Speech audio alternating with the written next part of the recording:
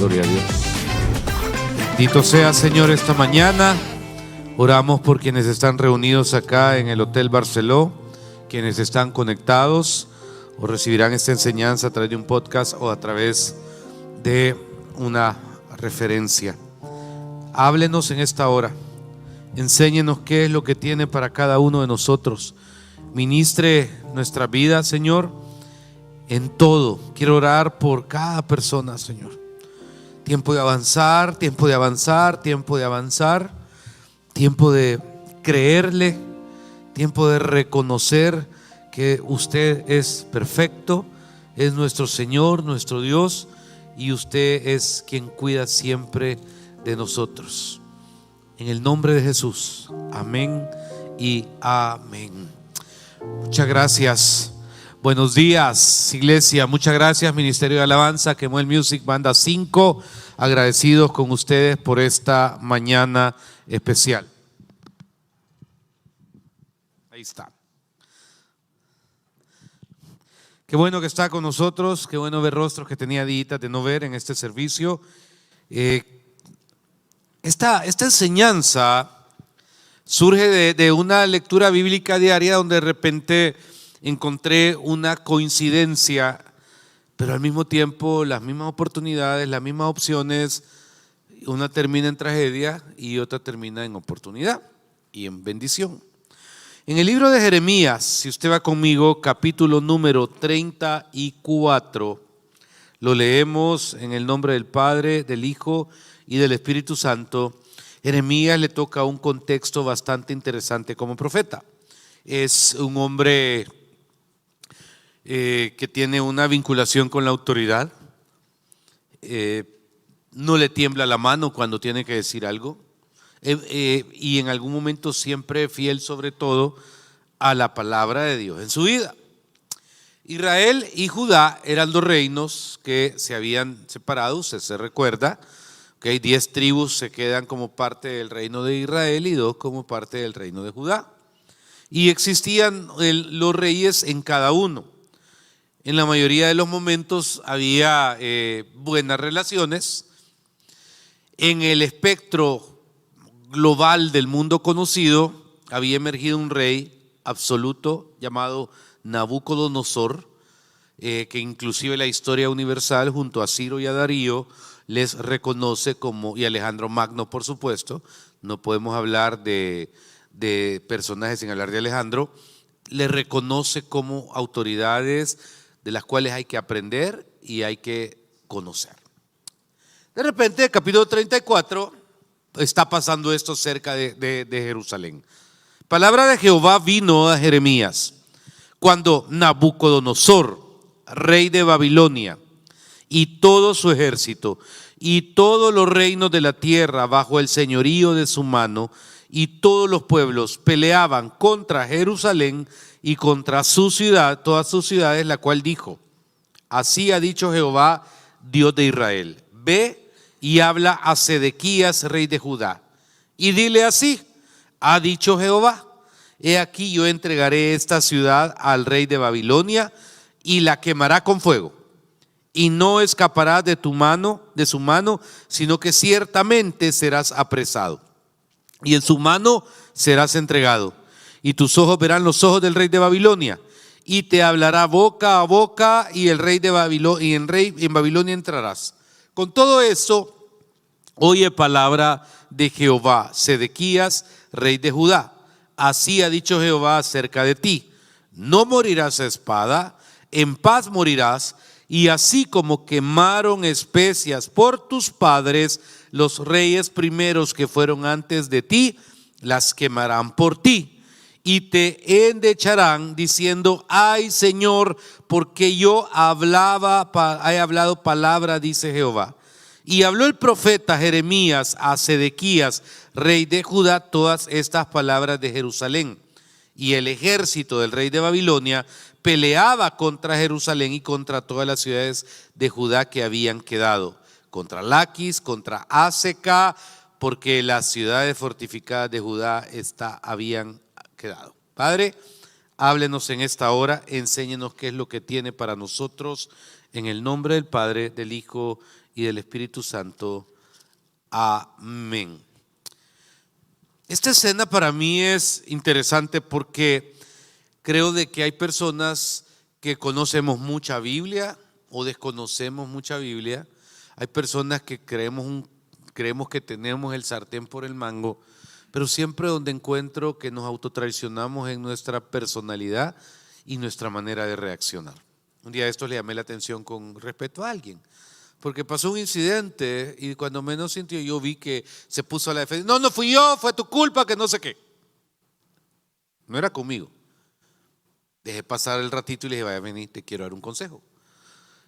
Reaccionar explosivamente es de tontos. ¿Cómo así? Me dijo. Reaccionar explosivamente es de tontos. Porque hay gente que no tiene la capacidad primero de reconocer que vive a la defensiva. Y vivir a la defensiva es un errorazo en el ser humano. Y en segundo lugar, uno tiene que tener la capacidad de que cuando es su culpa, decir, hey, fue mi culpa. Aquí al profeta le toca interesantemente darle una palabra al rey y no es fácil. Su servidor ha tenido la bendición, creo yo, de estar no súper cerca, pero muy cerca de distintas autoridades en distintos tiempos de este país, y siempre para mí ha sido un acto que siempre lo he visto con mucho respeto y mucha responsabilidad alrededor de que es un compromiso de parte de Dios, y la función es eminentemente clerical. No me ha tocado tener que ser ni un amonestador ni un transgresor, porque mi agenda no es ni política, ni económica, ni social. Mi agenda es espiritual. Y en eso creo que me he mantenido toda la vida. Entonces, desde ese principio puedo entender qué difícil es cuando Dios le dice a alguien en su ministerio, mira, Oscar, ¿verdad? ¿Cuál es su apellido, Oscar? Marín, ok. Y decirle a Oscar, mire, fíjese que el Señor me manda a decir que dice Dios que usted está bajo juicio porque usted está en pecado, porque usted está haciendo esto, porque está haciendo lo desagradable. Se cambió de culto porque usted viene el de las 8, se sienta en la tercera fila, quinta silla, ¿correcto? Y hoy está en el segundo culto, primera fila, primera silla. Entonces, no sé si vino tarde o se va temprano, pero qué bueno que aquí está. Dicho eso, para que vean que me fijo cuando ustedes no vienen.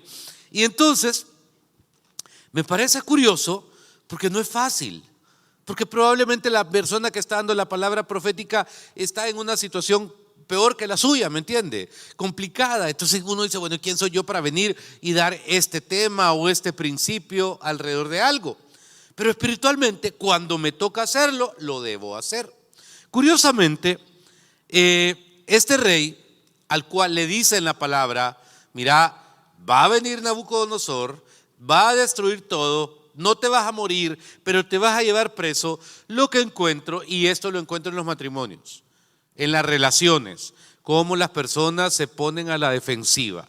Y siempre es uno el que tiene la culpa y no el otro. Siempre hay un señalamiento a uno y he aprendido con respeto que muchas veces lo que arruina las relaciones, aunque existen para la foto, para el Facebook, para, ¿me entiende?, para socializar, pero en el fondo si nos ponemos en un debate muy personal alrededor de relaciones marido-mujer, el vivir justificándonos y vivir a la defensiva, ¿okay? Esa teoría de que la primera defensa es el ataque tampoco es, sino que de repente sí la regué, sí soy yo, sí estaba ahí, sí no estaba, y del otro lado no entrar en una toxicidad alrededor de, ¿me entiende?, los errores cometidos, porque la vida es una tómbola, hoy estás arriba, mañana estás abajo, hoy fue uno, mañana puede ser el otro. Entonces uno tiene que tener una cosa que se llama discernimiento, respeto, equilibrio y saber reaccionar a las malas noticias.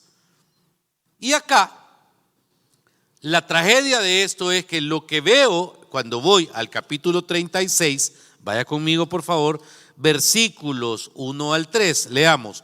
Aconteció en el 4.º año de Joacim, hijo de Josías, rey de Judá, que vino esta palabra a Jeremías diciendo, toma un rollo de libro y escribe en él todas las palabras que te he hablado contra Israel y contra Judá y contra todas las naciones, desde el día que comencé a hablarte, desde los días de Josías hasta hoy.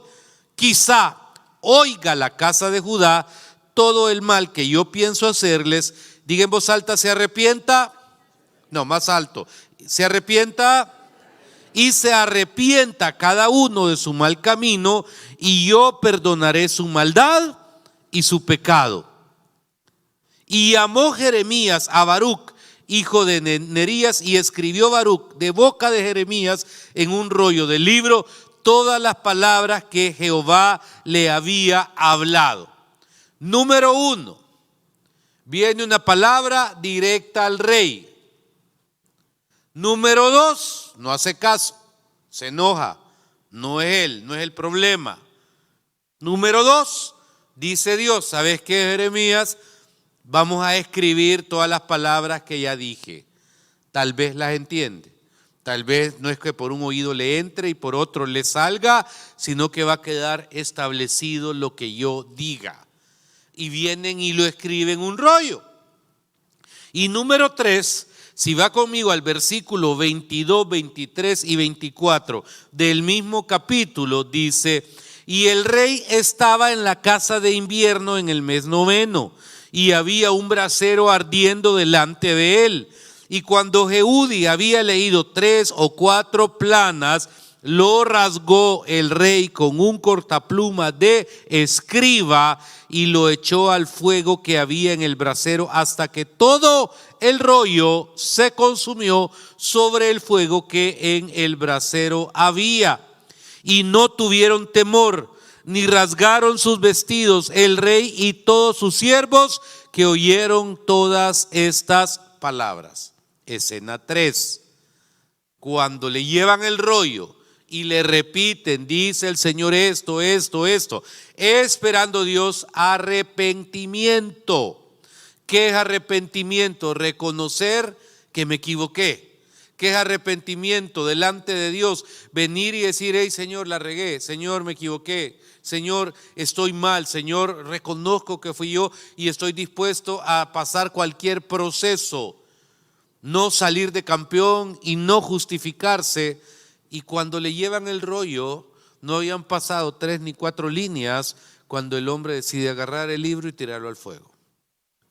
Aquí es donde las cosas se vuelven más interesantes, porque hay veces yo no logro comprender por qué las personas, como le dije temprano, cuando somos confrontadas reaccionamos mal. Y esta es yo no pretendo que sea un masterclass de humildad, pero sí que sea algo que te quede en la mente alrededor de lo que significa delante de Dios justificarte. Porque justificados pues por la fe somos, pero cuando nos justificamos en Él, pero cuando nos justificamos hacia nosotros mismos, somos necios. Y la necedad es horrible. Nadie quiere estar con una persona necia, nadie quiere compartir con alguien necio, nadie quiere ni siquiera tomarse un café con una persona necia, porque al final solo habla de sí mismo, solo habla del yo, y cuando menos siente, su mundo es él, su espejo es él, su vida es él, y no tiene la capacidad de escuchar, no tiene la capacidad de seguir consejo, o pide consejo ya decidiendo qué va a hacer, y solo es para de alguna manera calmar su vida, su alma, donde pide consejo, pero en el fondo no lo va a tomar nunca, porque ya decidió qué va a hacer, y eso es totalmente complicado. Pero bueno, entonces aquí es donde viene mi punto. ¿Conozco, Ramón, a alguien que le haya ganado a Dios? En lo personal no conozco a nadie. Cuando Dios en lo personal nos dice algo que hagamos, hagámoslo. Cuando el Señor nos dice que tomemos decisiones sobre cosas o personas o algo que tenemos pendiente con Él, siempre tengo una frase y se la dejo: en su vida espiritual, que la pelota esté en la cancha de Dios y no en la suya. ¿Qué quiere decir eso? Tiene menos riesgo que le metan el gol. Si la pelota está en la cancha de Dios, mira, Juan Carlos, yo quiero hacer eso, voy ahorita. Mira, Juan Carlos, quiero que vayas a San Miguel, no esta semana, la otra, pues voy, ¿me entiende? A hacer esta diligencia. Mira, Juan Carlos, quiero que en tal lugar estás, ¿me entiende? O sea, rápido, la cancha de Dios, vaya Señor, ya lo hice, vaya Señor, ya estuvo, vaya Señor, porque el hecho de estar calentando la pelota, aquí estoy pensándolo, estoy orando, estoy esperando que Dios me confirme, estoy esperando que algo suceda, que Dios me hable, que aparezca un ángel y me dé la confirmación de la confirmación. No es cierto. En serio, para mí es un debate encontrar la apatía en congregarse. Hablo con tantos pastores en todos los lugares y todos están en un denominador común, y es la apatía de las personas de congregarse. Y son cosas elementales, son cosas que deberían estar en nuestro ADN espiritual, y no deberíamos de decidir opciones paralelas sobre cosas tan básicas, espiritualmente hablando. Ahora, cuando hablamos de temperamento, aquí las cosas van cambiando. Porque se ha fijado que, por ejemplo, uno va como marcando a sus hijos, ¿vea? Y dice, no, es que este es callado, pero Dios guarde, ¿vea? Asesino en serie en la mente. Es que este es explosivo y gritón, pero a la hora de las horas no hace nada, es un pollo campero. Es que este ya las hizo y es el más mátalas callando que hay, porque parece una blanca palomita, pero ese es un gavilán completo. Y cuando menos sentimos, los vamos catalogando, los vamos ubicando, pero en el fondo no nos damos cuenta de que se trata de que las personalidades puedan ser encausadas a que sean más inteligentes alrededor de las decisiones espirituales. Y el poder aquí yo veo que llena de soberbia. Ahora, pastor, ¿el problema es el poder? No. En la vida hay tres cosas que el ser humano pueda anhelar tener: poder, influencia y dinero. Si usted tiene dinero e influencia, está hecho. Si usted tiene poder e influencia, está hecho. Pero sin dinero, o sea, son tres elementos que cuando hablamos del principio de prosperidad y de autoridad, espiritualmente hablando, tienen que estar ligadas. Ahora, nunca las tiene que ver como un fin, sino que las tiene que ver simple y sencillamente como un medio para algo, porque el fin es Dios. El propósito es su reino. Dice, buscad primeramente el reino de Dios y su justicia, ¿ok? Y todas las demás cosas os serán añadidas. Pero cuando ponemos el poder o la autoridad o lo material delante, lo que sucede es que el individuo se muta y se vuelve en alguien soberbio. ¿Me está poniendo atención? Ok.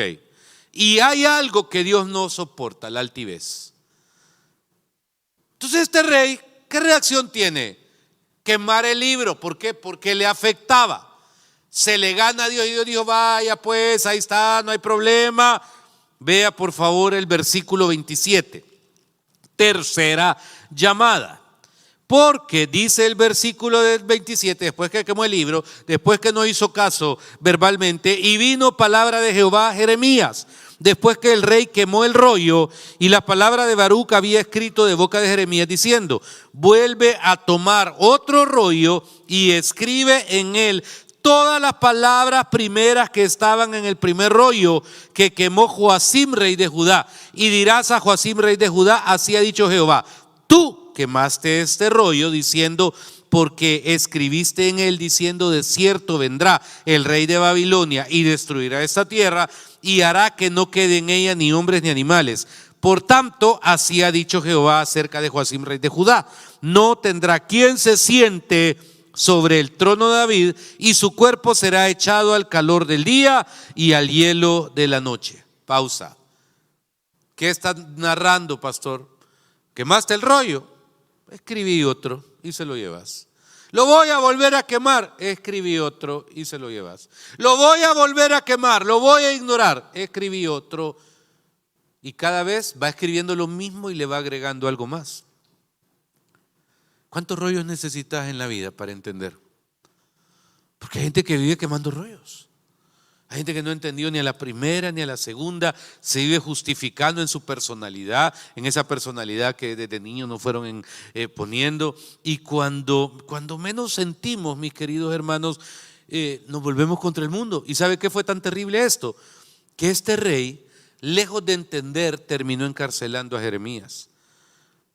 Y es duro, porque dice el 37:2, pero no obedeció él, ni sus siervos, ni el pueblo de la tierra las palabras de Jehová, las cuales dijo por el profeta Jeremías.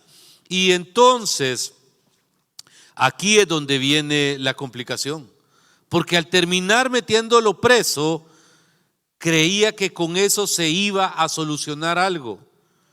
Y la palabra de Dios se cumple.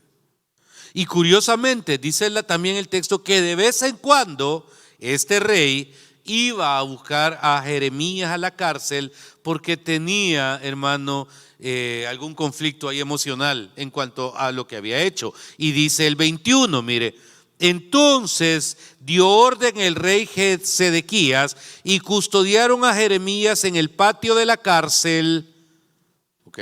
Y de repente, y le dieron hasta que todo el pan de la ciudad se gastase. Haciéndole dar una torta de pan al día. Estamos de la calle de los panderos hasta que todo el pan de la ciudad se gastase. Y quedó Jeremías en el patio de la cárcel.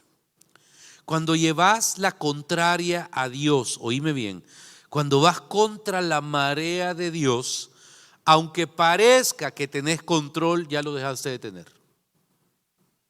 Te lo voy a volver a repetir. Aunque parezca que tenés el control, cuando vas llevándole la contraria a Dios, ya lo dejaste de tener hace ratos. Estoy bien, Jeremías está en la cárcel, sigo siendo rey. Y le voy a decir algo. A mí me llama mucho la atención y lo he predicado de otra perspectiva, porque he hecho el centro de la prédica, de esta prédica, Jeremías. Pero hoy no es Jeremías, es el rey. Pero Jeremías sigue en la cárcel.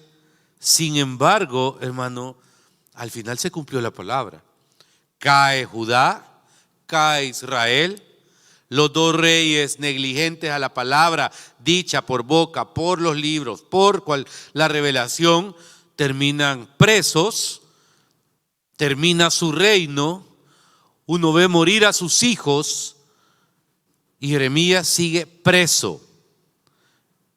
Y curiosamente, acuérdese de que Nabucodonosor es uno de los 4 o 5 personajes más interesantes de la Biblia. Estoy leyendo ahorita un libro que se llama Roma soy yo. Es una novela acerca de Julio César. Y paralelamente estoy leyendo una biografía de George Washington. Sí, mire, 600 páginas tiene ese libro.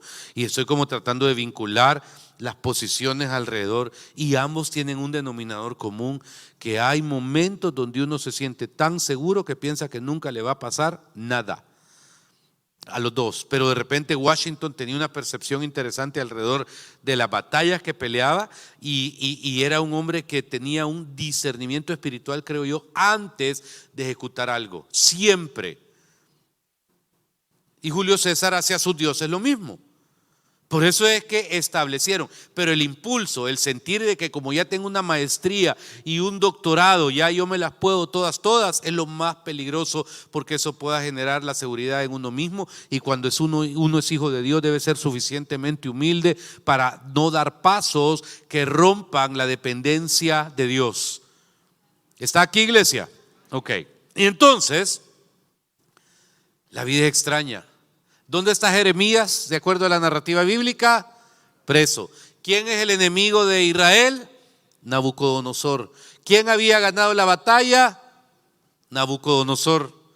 Pero ya cuando está dentro, vea lo que pasa. Versículo número 11, capítulo 39. Y Nabucodonosor, él mismo, había ordenado a Nabuzaradán, capitán de la guardia, acerca de Jeremías, diciendo: ¿me lo matás? No. Tómale y vela por él. Ahí está el texto, mire.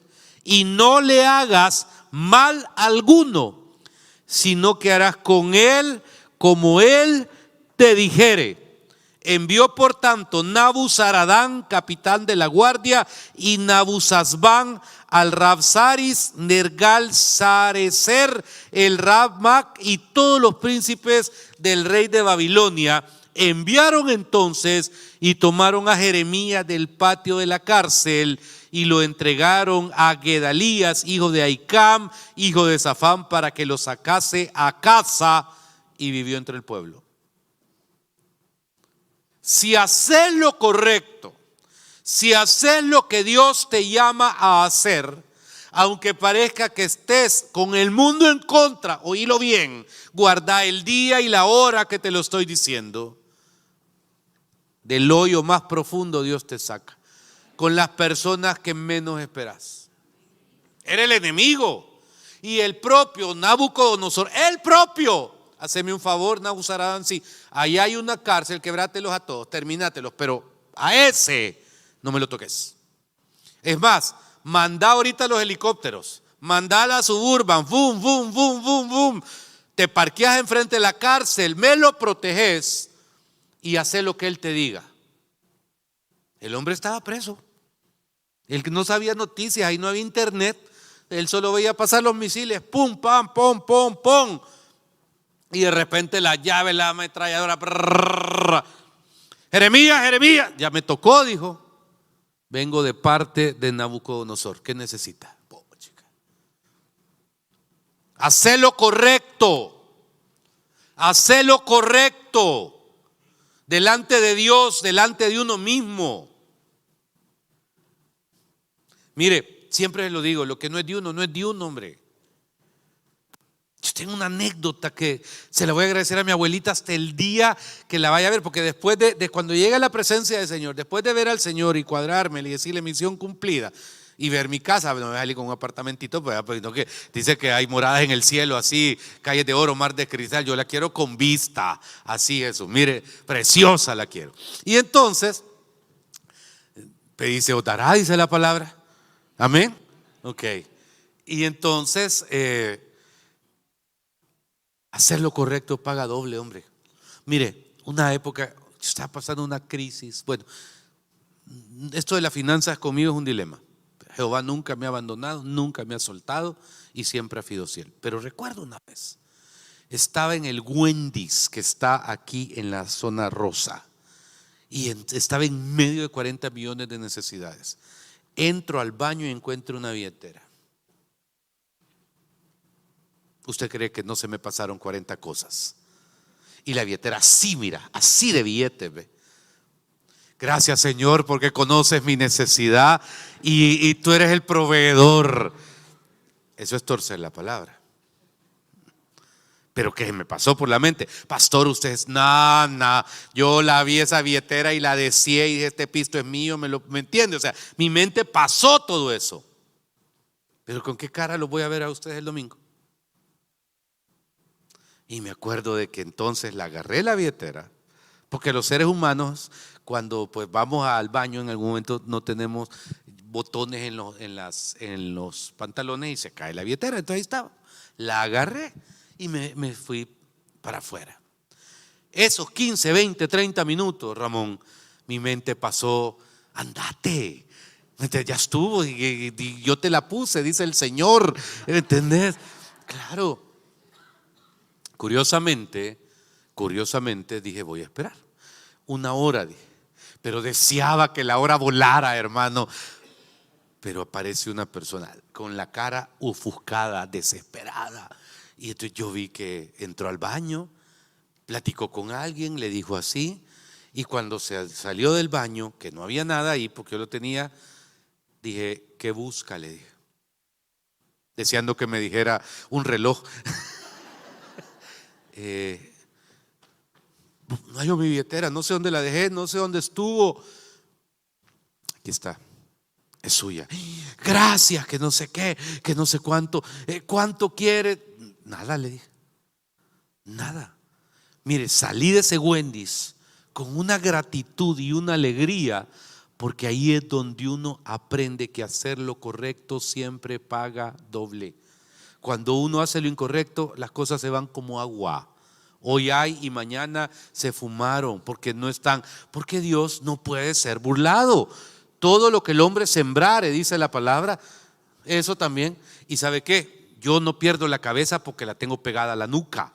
Y pierdo mi billetera a cada rato. A cada rato, no tiene idea.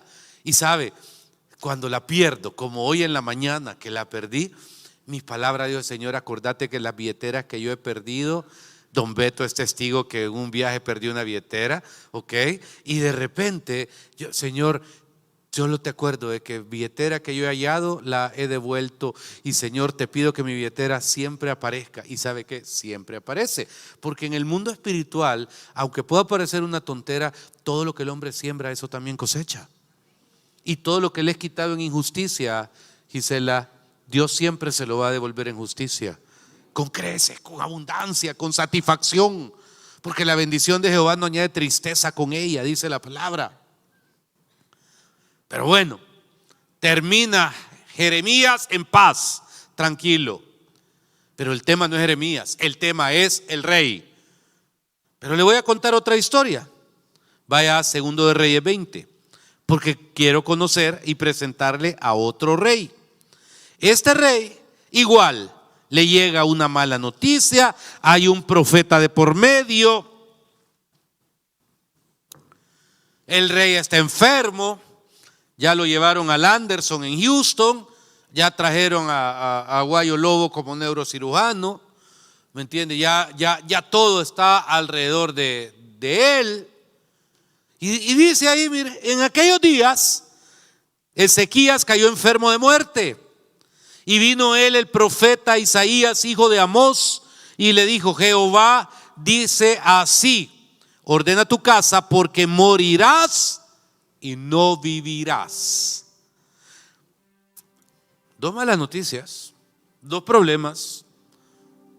Y esto es bien curioso, porque lo que encuentro es que lejos de justificarse, de tener soberbia, de quemar rollos, de ignorar palabra, dice el versículo 2: entonces él volvió su rostro a la pared y oró a Jehová y dijo: te ruego, oh Jehová, te ruego que hagas memoria de que he andado delante de ti en verdad y con íntegro corazón, y que he hecho las cosas que te agradan.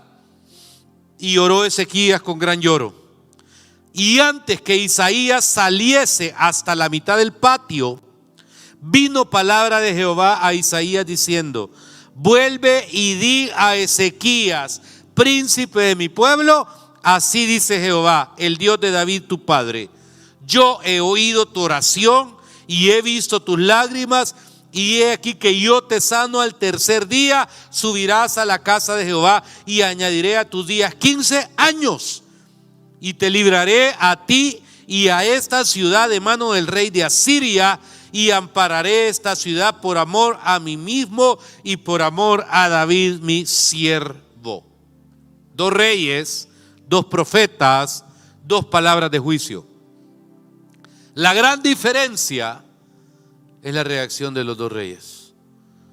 Y a mí me llama la atención porque yo escucho hay gente que habla mucho de oración y me encanta cómo desarrollan los temas. O sea, creo que no hay un método, o sea, si usted va a ir a un seminario de oración, no, o sea, creo que la Biblia no me define un método. La Biblia es tan amplia alrededor de la oración y cómo hacerlo.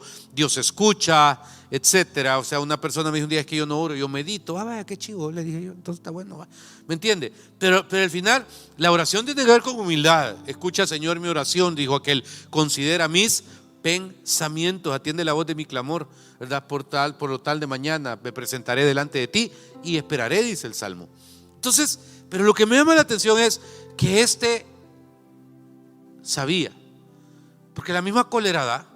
Mira, Oscar, fíjate que dice Dios que por esto y esto y esto, vea, ordena tu casa, mira que tus seguros de vida estén bien, ¿me entendés? Paga esto, ¿me entendés? Manda algo, pero ya te va a llevar el Señor. Quizá lo primero de un ser humano, y le estoy hablando de un rey que tiene poder, dinero y autoridad, es reaccionar negativamente. Pero ¿sabe qué hizo? Dice que cuando oyó la palabra, buscó la pared y comenzó a llorar: Señor, ten misericordia, Señor. Y fíjese que aquí hay algo clave. Yo siempre le he dicho: tenga su cuenta bancaria, y no me refiero a dinero, sino que es una analogía. Tenga su cuenta en números negros con Dios, porque cuando usted necesite, de ahí va a ir a agarrar. ¿Okay? Porque sabe lo que le comienza a decir: Señor, si yo te sirvo, y esto es necesario, porque a Dios como que hay distintos momentos en la Biblia donde los que vemos en la Biblia le dicen: Señor, pero yo sirvo en tu templo, pero yo hago esto, pero yo inquiro. O sea, es pecado no sacarle en cara, sino mencionarle a Dios lo que hacemos por Él o por su obra. La respuesta es no. porque como que a Dios incluso le agrada. Y eso siempre he dicho, mantener la cuentecita en números negros es bonito, bonito. ¿Por qué? Porque cuando yo necesito un favor de Jehová, los favores hechos están ahí, ¿me entiende? Entonces voy y Señor, ten misericordia. ¿Cuántas veces, hermano, miren, uno tiene con aquellos que son tan insoportables, que cometen errores, hay veces uno tiene que tener el banco de misericordia lleno, porque el día que usted necesite misericordia, si usted no tuvo misericordia con otro, si lo machacó y se lo aplanó, créame, como la ley de la siembra y la cosecha es tan absoluta, su raspadita le van a dar.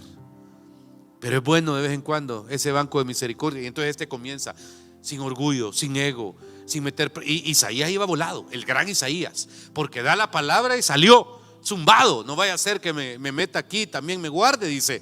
Pero vea lo que dice el texto. ¿Y a dónde estaba? Versículo 4. Y antes que Isaías saliese hasta la mitad del patio, o sea, no había llegado ni allá al lobby, vino palabra de Jehová a Isaías diciendo: vuelve y di a Ezequías. Hace un rato lo mandó a matar, le dijo que ya estaba terminado. Y ahora, fíjense cómo reacciona la redacción. Di a Ezequías: príncipe de mi pueblo, así dice Jehová Dios, David tu padre, he oído tu oración. La oración se contesta o no se contesta, pero eso no quiere decir que Dios no la oye. De manera inmediata, esta oración de este rey subió a la presencia de Dios. La presencia de Dios la mandó a Isaías antes que saliera del cuartel, y antes que saliera del palacio, el cuartel o lo que fuera, le ordenó regresar para cambiar el dictamen. Aquí hay interpretaciones complicadas. Por ejemplo, cuando he escuchado que alguien dice: Dios no es hombre ni hijo de hombre para que miente y se arrepienta. Hay que entender el contexto, hermano. Es que maldito el hombre que confía en el hombre. Hay que entender el contexto, pues, porque lo que la palabra le está diciendo es: no ponga en los hombres la confianza que tiene que poner en Dios. Pero usted no puede dejar de confiar en las personas. Entonces, de repente hay una ambigüedad hay veces cómo se nos han dado esas enseñanzas. Y aquí aparece Dios diciendo: no, ya no, ya te dije que lo iba, no, y solo decirle a mi príncipe que está bien, que oído su oración y que le voy a dar no solo la vida, sino que voy a evitar que en este tiempo no era Nabucodonosor, en ese tiempo era Siria. Voy a impedir que los asirios vengan, tomen la ciudad, y no solo eso, decirle que le voy a dar 15 años más de vida. Yo no sé si en el año 14 ya estaba así, ¿verdad? O qué pasó, pero le dio los 15 años más. Ahora, cierre de la enseñanza, porque ya me tomé un minuto más de la cuenta. ¿Qué lecciones sacamos de esto? Número 1, cuando vengan malas noticias, no reaccione inapropiadamente. Cuando vengan variables alrededor de su vida que parece que le van a cambiar el mundo para mal, ponga su confianza en Dios. Amén. Al final, como que Él es el dueño del mañana, del pasado mañana y el siempre. 3, le voy a hablar a los más jóvenes, ¿okay? A los que todavía no pagan lo que comen, sino que alguien más se los paga. No pagan lo que visten porque alguien más se los paga. A los que no pagan nada porque alguien más se los paga. Les quiero hablar a ustedes.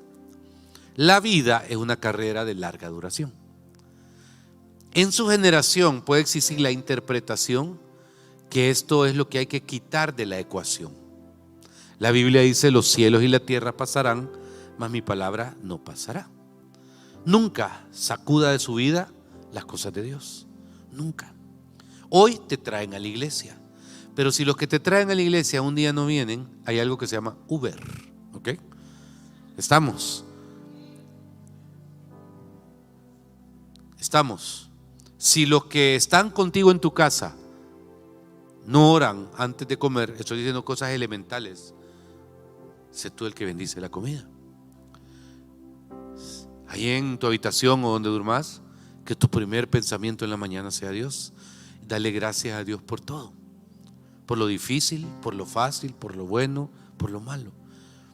Porque quien se acuerda de Jehová en los días de su juventud, en esa carrera de larga duración, Dios no te va a dejar tirado a medio camino. Amén. Padre, gracias. 2 opciones, 2 reyes, 2 profetas, una decisión incorrecta y una correcta. Bendeciré a Jehová en todo tiempo y su alabanza estará de continuo en mi boca.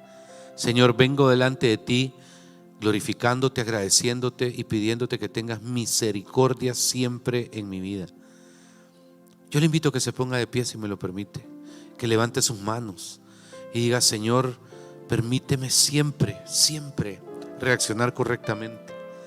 Quiero acordarme de esa frase del pastor toda la vida: que la pelota esté en tu cancha y no en la mía. Señor, cuando tengas que exhortarme por algo, dale, Señor, dale, Dios. En el nombre de Jesús, bendeciré a Jehová en todo tiempo. Aleluya, Dios. Gracias, Dios. Gracias, Señor. Que esta palabra quede sembrada como una semilla, que dé fruto, Señor, al 100%. Gracias, Dios, porque tú hablas a tiempo. Siempre hablas a tiempo. Si hubiera alguien sin Cristo que no le ha recibido, ahí donde está, pueda decirle hoy: Señor, yo te acepto en mi corazón, te recibo como mi Salvador personal, te pido vivir en tus planes y tus propósitos. Reconozco la cruz como lugar donde alcanzo perdón de pecado, salvación y vida eterna. Entra en mi corazón y dame esa salvación preciosa, perfecta y por fe.